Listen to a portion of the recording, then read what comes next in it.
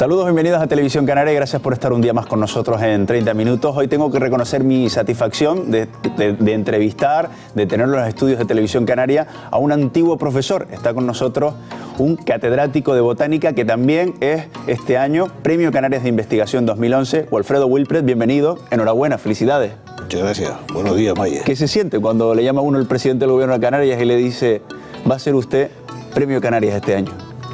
Bien, lo primero fue la sorpresa, porque como yo no me lo esperaba, pues fue una sorpresa que me llamara el presidente del gobierno de Canarias, que pensé que como es buen amigo mío, que me venía a consultar alguna cosa, me quería decir alguna cosa y hablé con él, una pequeña conversación insustancial hasta que me dijo, mira, no he venido para hablar contigo, sino para decirte que hay una comisión que ha decidido que tú has sido galardonado con el Premio de Canarias 2011 y yo como presidente pues me encargo de transmitirte, digamos, esta decisión que aceptamos. Y dije, hombre, pues mira, me has dejado completamente fuera de combate, estoy sorprendido. ¿Y se emocionó Walfredo Wilpret? Lo tengo que decir que sí, sin duda ninguna, porque era una cosa que ya yo la había acariciado un par de veces. Había muchísimas personas que habían intentado apoyar mi candidatura en varias ocasiones y bueno, pues no había sido posible, puesto que probablemente habría habido otra gente que se lo merecía antes que yo, o mejor, o se consideraban que eran otros méritos. Y bueno, pues ya casi prácticamente había tirado la toalla, cuando por última vez ya y casi por sorpresa, un grupo de personas, entre los cuales estaba mi mujer, que era la que me decía que debía de continuar, que no debía de tirar la toalla, bueno, pues las que empujaron el tema, y con el apoyo del Instituto de Estudios Canarios en pleno, con el apoyo de la facultad, del departamento, de la universidad en general, del Colegio Oficial de Farmacéuticos y de otras entidades, pues la cosa cuadró. Y llega el premio a punto de cumplir 78 años. ¿Cumplirá usted este año 78? Digamos, de momento estoy en 78 y medio. El 16 de septiembre, si llego, cumpliré 78 años. 78 años. Sí, sí. Estoy verdaderamente, vamos, me encuentro mentalmente bien, físicamente ágil, con alguna pequeña molestia, porque eso a estas alturas siempre la presión hay que controlarlo un poco, ¿no? Pero en términos generales está usted muy bien, ¿eh? Yo le decía antes de comenzar esta entrevista que quizá eso se lo haya dado sus pateos por Canarias. ¿Hay algún rincón de Canarias que usted no conozca, Walfredo? Hombre, metro cuadrado, por supuesto, muchos de ellos, pero todas las islas y parte de los islotes sí los he estado en ellos. Me queda solamente subir a dos islotes que serán inaccesibles. Uno de ellos son el islote de Salmor en el Hierro y el otro es el de Garachico, pero ese espero todavía, porque es una... ¿Eso es lo único que le queda? Sí, porque es una promesa que en su día Lorenzo Horta, cuando era consejero del Cabildo, y yo también fui en esa época, también en los años 70, me lo dijo, no te preocupes que eso lo vamos a conseguir, que ya yo te buscaré, y cada vez que nos vemos decimos, tengo que buscar un día que el mar esté bueno para que cumplas ese deseo que te falta por culminar, ¿no? Y vamos a ver. Qué impresionante, ¿no? O sea, que le falten esos dos rincones nada más por descubrir del archipiélago. Grosso modo, ¿eh? Claro. Y si se tuviera que quedar con un rincón, es una pregunta, sé que es complicada de responder, pero si se tuviera que quedar con un rincón, ¿con cuál se quedaría? Es un poco dudoso, pero entre Anaga y Las Cañadas, probablemente me quedaría con Las Cañadas. ¿Con Las Cañadas? Sí, sí, porque las he trabajado mucho, he estado muchas veces en ellas, tengo recuerdos desde mi infancia y ahí pues he vivido momentos importantes y he trabajado mucho todo ese territorio, he estado con muchísima gente en Las Cañadas, he subido innumerables veces al Teide, unas veces caminando y otras veces utilizando el teleférico y evidentemente pues los paisajes que se ven allí, las noches que se pueden ver en Las Cañadas, en donde uno se encuentra sumido en esa bóveda celestial prácticamente incontaminada por la luz, en donde uno se ve como una especie de nanopartícula en el universo, ¿no? ¿Verdad? Esos son momentos verdaderamente entrañables. ¿Y de la isla de Gran Canaria con qué se queda? Con muchos sitios, pero probablemente con los grandes barrancos vistos desde la parte alta. O sea, la isla de Gran Canaria tiene para mí, que disfruto de ella porque la veo desde mi casa todos los días, el lado menos deteriorado de ella, que es Andén Verde, y el tramo que va desde Agaete hasta la aldea San Nicolás, ahí hay zonas verdaderamente maravillosas. Y luego los grandes barrancos. Yo creo que no hay barrancos en Canarias tan bonitos como los barrancos radiales de la isla de Gran Canaria. Bueno, estar en Las Cañadas es recordar su familia, por lo menos aquellos que conozcan el nombre científico del tajinaste. El tajinaste que debe ser una de las plantas más espectaculares que tenemos en nuestra tierra, más singulares, más bonitas.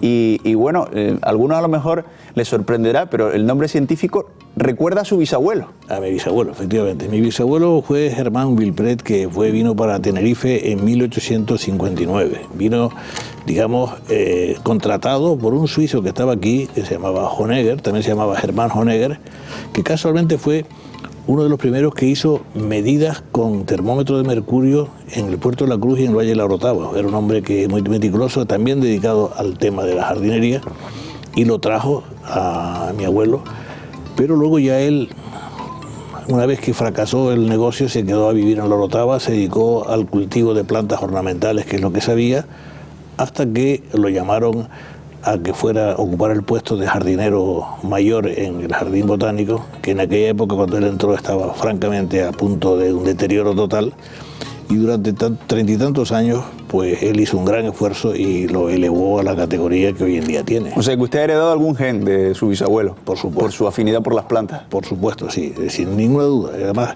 estoy cada vez más convencido de ello, ¿no? Y además me ha gustado de siempre. Y yo fui, aquí el que me enseñó a clasificar plantas antes de irme a estudiar a Madrid fue Eric Sventenius, el famoso botánico que tanto hizo por la botánica en Canarias, y que fue el que me enseñó a clasificar, a trabajar, a estudiar las plantas, y eso ya me sirvió a mí en la carrera a entrar directamente en contacto con el que fue mi maestro, el profesor Rivas Goday, que fue el que me mandó a Alemania con una beca en el año 1955 a trabajar 3 meses en un país que estaba recién salido de la Guerra Mundial y que estaba saliendo adelante con un gran ímpetu, y con él pues luego pues estuve en el Consejo Superior de Investigaciones Científicas y hice mis primeros pinitos como profesor en la Facultad de Farmacia de Madrid, como lo que en aquella época se llamaba auxiliar de práctica, como profesor auxiliar de práctica. Los premios Canarias de este año son Wilfredo Wilpret en Investigación e Innovación, Antonio Tejera Gaspar en Patrimonio Histórico y la Sociedad Filarmónica de Las Palmas en la categoría de Bellas Artes e Interpretación. Días después de conocer esa designación de los premios, me imagino que habrá tenido ocasión de leer algunos titulares en prensa. Hay uno que me gustaría comentar con usted y decía el titular: los críticos Tejera y Wilpret se llevan los premios Canarias. Yo creo que eso fue una cosa un poquitín, no sé, Lo leyó ese artículo, ese titular, ¿no? Lo leí perfectamente, y bueno, críticos somos todos en la vida, ¿no? ¿Verdad? Y ni mucho menos quiere decir que seamos eucríticos, que solamente criticamos sistemáticamente todo. Eso no es verdad. Nosotros lo que hacemos es que tenemos unas coherencias y tenemos unos planteamientos frente a determinadas situaciones de la vida social y de la vida política y de la vida económica y cultural de Canarias, y frente a eso pues opinamos. Antonio Tejera Gaspar siempre se ha opuesto a esa obra monumental de Tindaya, y usted siempre se ha opuesto al puerto de Granadilla. No solamente el puerto de Granadilla, sino otras muchas cosas más, pero también he apoyado muchas otras iniciativas procedentes de gobiernos y demás que me han parecido verdaderamente sensatas, ¿no? Y evidentemente en el caso del puerto de Granadilla es donde he quemado en mi última etapa, en eso y en el catálogo de las especies de las especies canarias, en que yo creo que se ha dado un paso atrás muy importante, y además no es exactamente una idea mía sola, sino que hay muchísima gente especializada que están de acuerdo en ese planteamiento, y hemos consensuado y hemos hablado y hemos discutido sobre esos temas y hemos llegado a unas situaciones muy parecidas, y por ello pues me he imbricado y he creído que he tenido que tener un compromiso con mi propio pensamiento para poder tomar las iniciativas que he tomado, con todo el respeto del mundo y además sin despreciar en ningún momento a ninguna persona, claro, sino a todo lo más, ¿no? Sí. En relación al puerto de Granadilla, me imagino que habrá tenido ocasión de escuchar argumentos, especialmente en estos tiempos de crisis, como por ejemplo este que voy a esbozar yo y que voy a resumir, ¿no?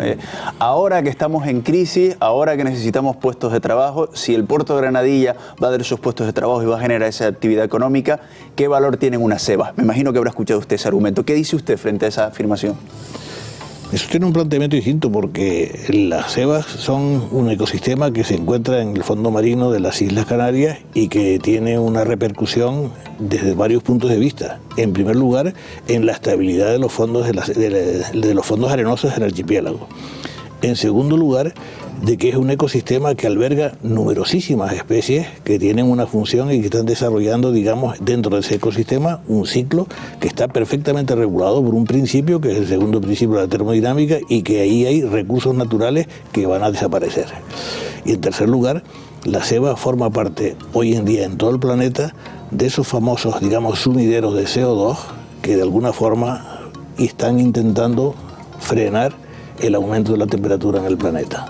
Y concretamente el fitoplancton y las grandes praderas de fanerógamas marinas están de alguna manera actuando como sumideros del CO2. Y si usted pusiera todos esos valores ecológicos en una balanza frente a ganancia y peso económico, ¿cuánto tendría que pesar lo económico para estar dispuesto a desechar esos valores ecológicos? Bueno, hay dos cosas. Por un lado está mi planteamiento de que es un ecocidio, es decir, se trata de asesinar un ecosistema que es muy importante en los fondos marinos, o sea que es un recurso natural que tenemos ahí que no lo hemos sabido todavía valorar ni sabemos el valor que tiene, porque en los recursos naturales, cuando se destruyen especies, y se destruyen muchísimas todos los días, se están destruyendo posibles recursos que pueden servir para mejorar la calidad de la vida del ser humano. Eso en primer lugar. O sea, estamos destruyendo un recurso que no lo conocemos del todo y no sabemos cuáles pueden ser, entre otras cosas, los recursos que nos puedan suministrar, por un lado.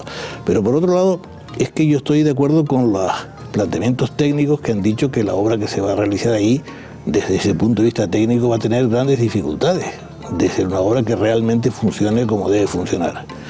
Y por otro lado también oigo a gente que defiende el puerto de Santa Cruz y veo que está casi siempre vacío y demás, y que no sé por qué se va a tener que duplicar una obra tan costosa cuando se podría invertir el dinero en asuntos mucho más importantes que requieren una urgente atención.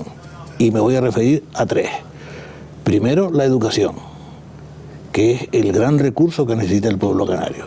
Y le tengo que decir a usted que la educación en estos momentos aquí está cuestionada.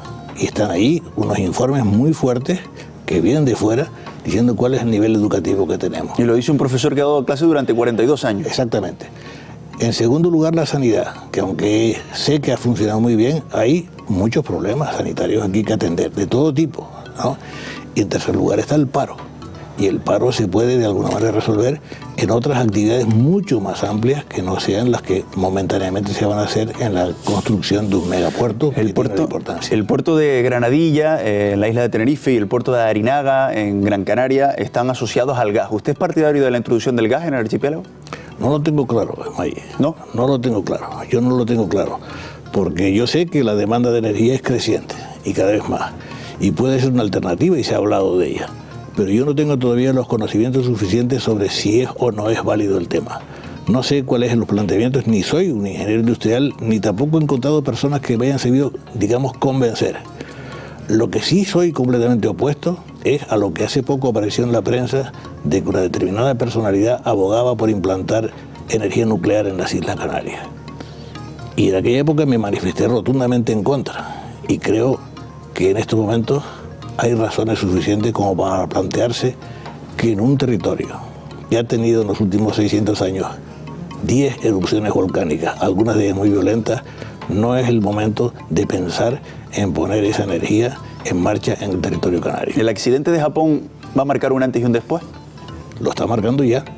No hay nada más que ver cómo en 10 días han cambiado todas las ideas distintas, cómo la gente está, digamos, atenazada por un pánico que antes no había, que todo el mundo decía que era la mejor solución. Yo he tenido buenos amigos míos que me han dicho que era lo mejor de todo, a pesar de que también tiene una vida limitada. El uranio tiene, como el petróleo, una vida limitada.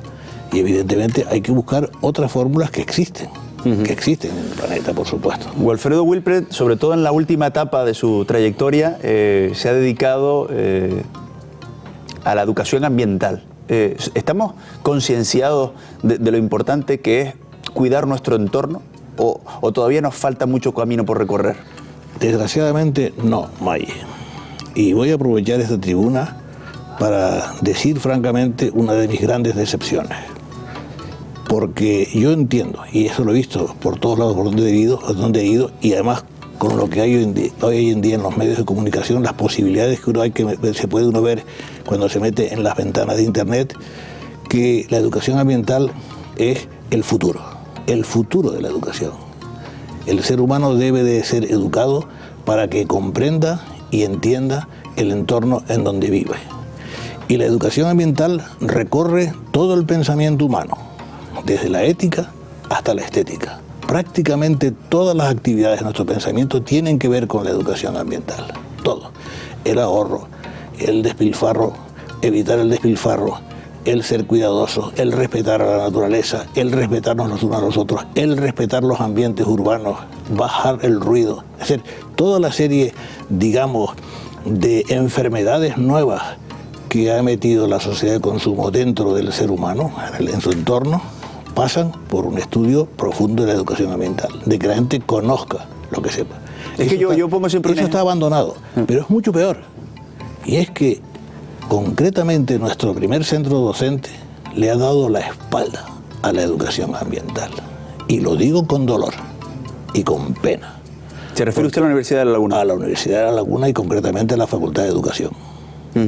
No hay en estos momentos ningún proyecto serio para implantar eso como una asignatura básica, pero básica, necesaria. Y eso se traduce que después los señores que nos dan clase en otros estamentos educativos no tienen esa sensibilidad, ¿no? Exactamente, y lo hay, y eso ocurre, porque eso, salvo muchas excepciones que todavía se pueden ver en los institutos y en muchos colegios, en nuestro sistema, el futuro profesional que sale en estos momentos de la Universidad de La Laguna no tiene, digamos, unos conceptos básicos para poder implantar estas asignaturas que son necesarias y que están implantadas ya en todo el mundo. A pesar de grandes intentos que se están haciendo. Yo quería antes ponerle un ejemplo. Todos cogemos a diario y bajamos nuestra bolsita de basura al contenedor. Se habla de que producimos algo más de 1 kilo de media por persona y día, y nos pensamos que hay un cajón mágico que se llama contenedor de basura que hace que desaparezca la basura, pero esa basura en cualquiera de los puntos del archipiélago va a un sitio, va a un vertedero, y estamos creando unas, podemos decir, montañas de basura que se tardarán años. Eso es lo que le estamos dejando a las generaciones futuras, por ejemplo. Porque no se ha considerado que la basura, yo creo que sí, que no se ha considerado que la basura es un recurso. Es un recurso. Yo la basura orgánica mía la transformo en abono orgánico, que lo estoy produciendo pura y exclusivamente con la cosa orgánica. Claro, y en eso todos tenemos responsabilidad, porque hay que ver cuántas personas separan su basura, por ejemplo. Naturalmente, yo la transformo en un abono orgánico. Ese abono orgánico irá a parar, entre otras cosas, digamos, a los jardines de la casa o a un pequeño huerto colectivo que entre mi mujer, mi hijo y un grupo de amigos están, digamos, llevando adelante el proyecto de una agricultura ecológica prácticamente con muy poco gasto y simplemente por el simple hecho de volver a encontrarse con la producción primaria básica, que es la agricultura. Me gustaría hablar con usted de una propuesta bonita. Yo sé que usted le tiene mucho cariño al Drago de Icó de los Vinos y es la primera planta que podría aspirar a ser patrimonio de la humanidad. ¿Hay posibilidades? Hombre, por supuesto que se lo merece, sin ninguna duda. Usted no sé si sabrá que el actual parque del Drago de Icó lo diseñamos mi mujer y yo. Sí. Un momento difícil. No está reconocido, En ningún sitio aparece, en ningún folleto, ni en ningún sitio, ni siquiera hay una placa que diga que eso lo hicimos. Además, el único árbol, creo que me recordó usted una vez, me parece que era su frase, el único árbol que ha podido con una carretera. Sin duda, sí lo ha podido y se ha salvado. Y además tengo todo, no solamente eso, sino yo doy, creo que cada vez, 1, 2, 3 veces al año, doy conferencias hablando sobre el Drago y sobre el Parque del Drago. Díganos 3 o 4 curiosidades del Drago, porque yo creo que son interesantes. Yo podría apuntar, por ejemplo, el peso, 70 toneladas. Lo primero que le voy a decir es que a finales del siglo XIX el dueño lo quería derribar. ¿Sí? Sí. Y el señor, entre otras personas que lo visitaron en aquella época, el que dedicó el Equium a mi bisabuelo, Hermann Christ, fue de los que intentó convencerle de que no cometiera ese error. Porque claro, ya en aquella época era espectacular. Yo tengo fotografías del año 1910 donde en el entorno del Drago lo que habían eran plataneras y nada más. Y luego ya tengo una evolución, digamos, de una colección importante. Qué locura hubiera hecho si lo hubiera derribado, ¿no?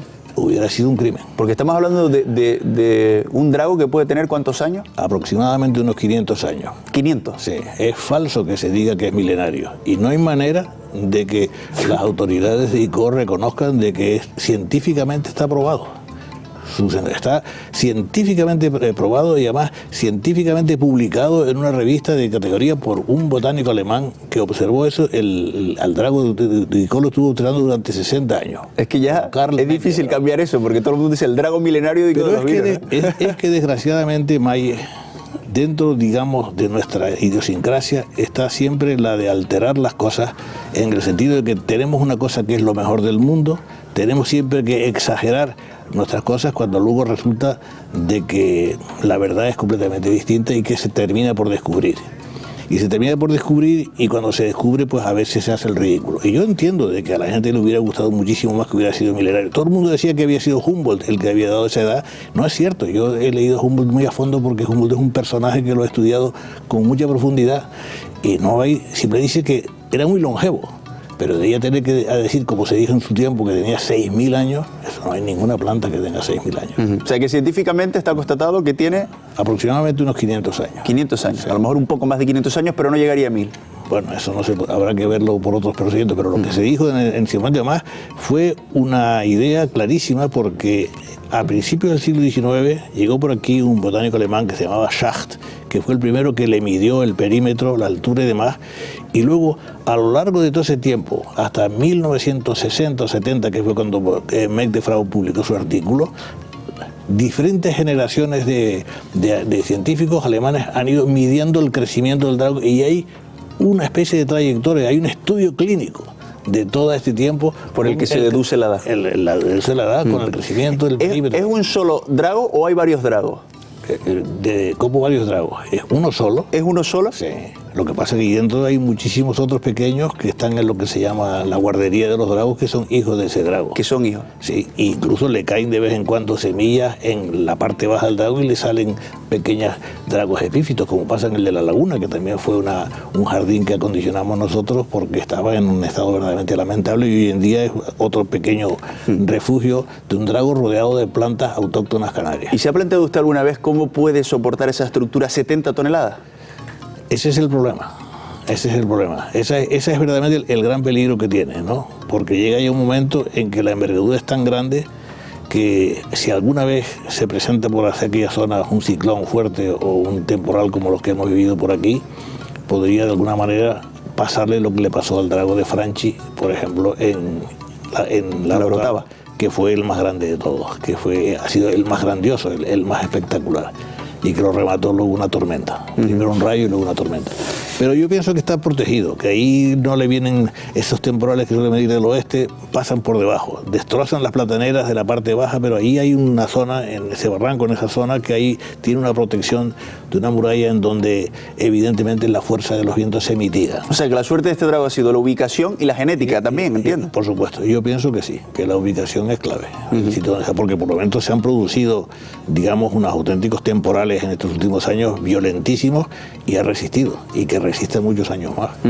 Estamos hablando con Wilfredo Wilprecht, que ha sido recientemente designado como Premio Canarias de Investigación, es catedrático de la Universidad de La Laguna, catedrático de Botánica de la Universidad de La Laguna, también Premio César Manrique, fue usted doctor honoris causa por la Universidad de Hannover, por distinciones que no sea, ¿no? Las tiene casi todas. Tengo muchas, porque tengo muchos amigos. No por su valía. Bueno, digamos que ahí lo hay, pero sobre todo porque tengo muchos amigos y amigas. ¿Y cómo es eso que a punto de cumplir 78 años usted quiere seguir investigando en la universidad? Porque lo necesito. ¿Sí? O sea, es como quien hace un deporte, necesito salir al campo. Yo tengo una especie de cierto panteísmo, Maye. Yo cuando estoy en la naturaleza, en algunos momentos, pues me siento verdaderamente como si estuviese con una madre que me lo da todo. Y yo lo recibo todo, el oxígeno que respiro procede de ahí, la comida me la da ella también, aunque sean en plantas cultivadas, y luego sobre todo me da el placer de poder entender los fenómenos naturales. ¿Qué está investigando ahora mismo, para que nos hagamos una idea? Estoy dedicado de lleno al tema de las plantas invasoras. ¿Ah, sí? Sí, ese es un problema grave que tiene la región canaria, que no se le ha querido hacer caso lo suficientemente, se ha dejado al margen y hoy en día estamos sufriendo invasiones biológicas importantes. ¿Qué es una planta invasora? Sobre todo para aquellos que no sepan lo que es una planta invasora. Pues es una planta que no es autóctona, que se ha introducido en el país y que luego al encontrar unas condiciones, digamos, ambientales favorables, se desarrolla y invade el territorio. Y se extiende de una manera brutal. Rabo de gato, que lo tienen ustedes por ahí. Que lo conocemos todo porque está en los bordes de las autopistas y de las carreteras. Ese entró en los años 60 y hoy en día está extendido y ya no se puede erradicar. ¿Y hay especies a las que ha desplazado? Por supuesto. Y además contaminado ecosistemas metiéndose dentro de él. O sea que ¿y qué podemos hacer con el rabo de gato ahora? En estos momentos en donde no hay dinero, desgraciadamente soportarlo. Y ver que se pudo haber hecho algo, pero no se quiso hacer. Porque si se quita en su momento, por ejemplo, en Fuerteventura, que está muy poco entrado, hay puntos y hay gente que altruistamente han quitado los pocos ejemplares que hay.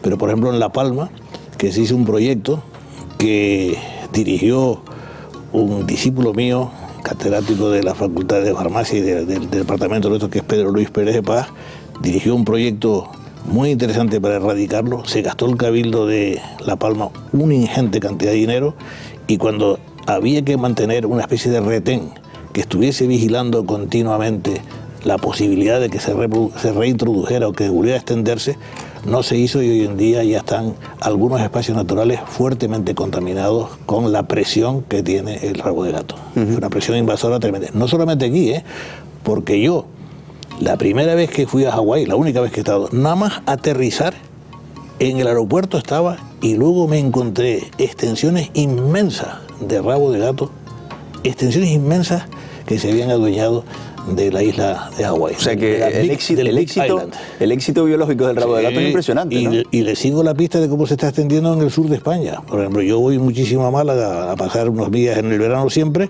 y tengo perfectamente visto controlado desde hace por lo menos 15 años el desarrollo de la población del rabo de gato entre Málaga y Almuñécar. O sea que si tuviéramos un cataclismo en el planeta, a lo mejor el rabo de gato sería una de las especies que perduraría.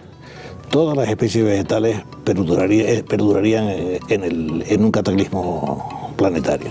La vegetación tiene una fuerza impresionante. Dígame una cosa, si tuviera que elegir una planta del archipiélago, ¿con cuál se quedaría?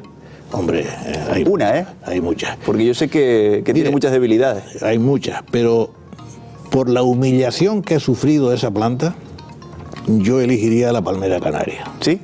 Sí. Primero, porque es el símbolo que el Parlamento de Canarias asignó al archipiélago. La palmera canaria y como animal el pájaro canario. En segundo lugar porque la he visto por todo el planeta. Está en todos lados. En Japón la he visto en Hawái, la he visto hasta en Alemania, la sacan en verano, en los cortijos andaluces, en Sicilia. La he visto en los jardines del Vaticano. ¿Ah, sí? El jardín del Vaticano, yo desde la cúpula de San Pedro he visto abajo un palmeral canario que es lo que le da, digamos, carácter al jardín del Vaticano.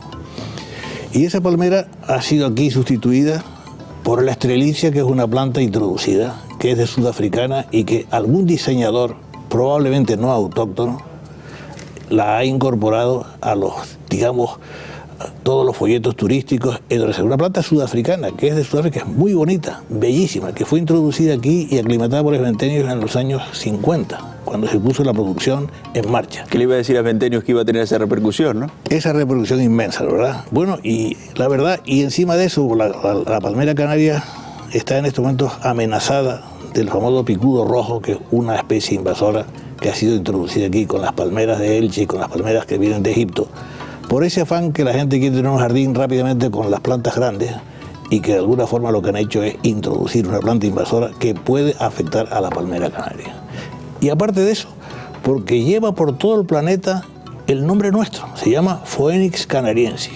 Es una publicidad gratuita, no le cuesta nada a nadie que el nombre de Canarias esté por todos lados, y porque se la conoce vulgarmente con el nombre de palmera canaria, O sea, que nos quedamos con la palmera entonces, ¿no? Sin ninguna duda. Dígame una cosa, porque me ha comentado al principio de esta entrevista que usted por las noches se cuida, bueno, se cuida en general mucho, pero por las noches se toma usted algún té y alguna plantita medicinal. Claro. ¿Sí? ¿Y se pueden confesar esas plantas que usted toma? Es una pequeña combinación de plantas suaves, ¿no? De plantas que me ayuden un poco a combatir el insomnio que se tiene a la edad mía, ¿no? Para dormir bien. Para dormir ¿Y qué bien. va bien para dormir bien?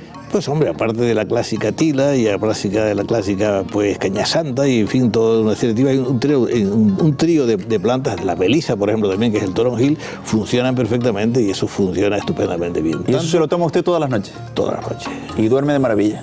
Bueno, ya no duermo como antes, pero tiro bien, se me quitan un poco los insomnios, ¿verdad? Y eso es lo importante. Sí, porque desde luego si no dormimos bien... Fíjese que yo no renuncio a la química, como farmacéutico que soy. Pero verdad, eso no lo hemos comentado. Pero si puedo, acudo siempre a los recursos naturales, que naturalmente siempre son los primeros que tomo cuando tengo cualquier problema. Y al final termino en la química, muchas veces, ¿no? Y afortunadamente existe la química.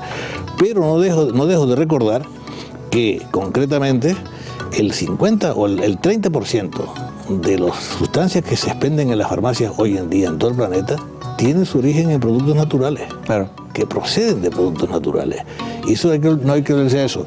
También en eso tengo una pequeña decepción que la voy a contar aquí antes de terminar, y es que en la carrera de farmacia existía una asignatura optativa que se llamaba Plantas Medicinales, que la daban 2 discípulos míos, y que de una manera verdaderamente absurda ha sido barrida. Ha desaparecido. Ha sido eliminada de los planes de estudio, pues porque no lo entiendo, por situaciones que uno no termina de todavía entender.